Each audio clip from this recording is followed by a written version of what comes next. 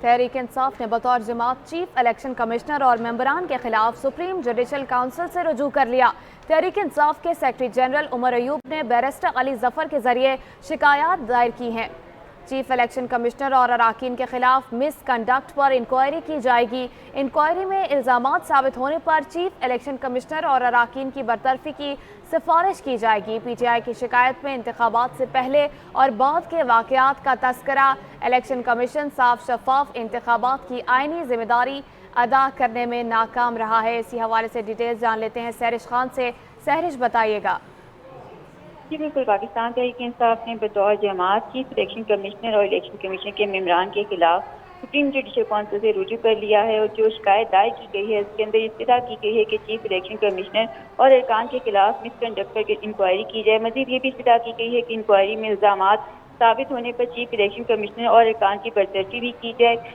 اس شکایت کے اندر P T I کی جانب سے انتخابات سے پہلے اور بعد کے واقعات کا تذکرہ بھی کیا گیا ہے، اور یہ بھی کہا گیا ہے کہ الیکشن کمیشن صاف شفاف انتخابات کی آئینی ذمہ داری ادا کرنے میں ناکام رہا ہے۔ انتخابات کے دوران پی ٹی آئی کے پولنگ ایجنٹس کو پولنگ اسٹیشن سے باہر نکالا گیا۔ مزید شکایت کے اندر یہ بھی کہا گیا ہے کہ الیکشن کمیشن قانون کے مطابق نتائج جاری کرنے میں بھی ناکام رہا۔ الیکشن کمیشن نے پری پول دھاندلی پر آنکھیں بھی بند کیے رکھی، اور پی ٹی آئی ارکان کی پریس کانفرنس میں وفاداریاں بھی تبدیل کرائی گئی۔ مزید یہ بھی کہا گیا ہے کہ پی ٹی آئی امیدواروں سے کاغذات نامزدگی بھی چھینے گئے اور کارکنان کو اغوا بھی کیا گیا۔ پی ٹی آئی کی کوریج پر بھی پابندی عائد کی گئی، لیکن الیکشن کمیشن نے کسی قسم کی کوئی کارروائی نہیں کی۔ مزید یہ بھی کہا گیا ہے کہ میڈیا اور پولنگ ایجنٹس کو فارم 45 کی فراہمی بھی بروقت نہیں کی گئی۔ مزید شکایت کے اندر یہ بھی کہا گیا ہے کہ پی ٹی آئی کو انتخابی مہم چلانے کی بھی اجازت نہیں تھی۔ ریٹرننگ افسران کو سیاسی بنیادوں پر تعینات کیا گیا۔ مزید پی ٹی آئی کی شکایت کے اندر یہ بھی کہا گیا ہے کہ الیکشن کمیشن نے نہ صرف پی ٹی آئی کو انتخابات سے باہر کیا بلکہ مخصوص نشستیں بھی چھین لی۔ جی شکریہ سہرش خان، آپ نے آگاہ کیا۔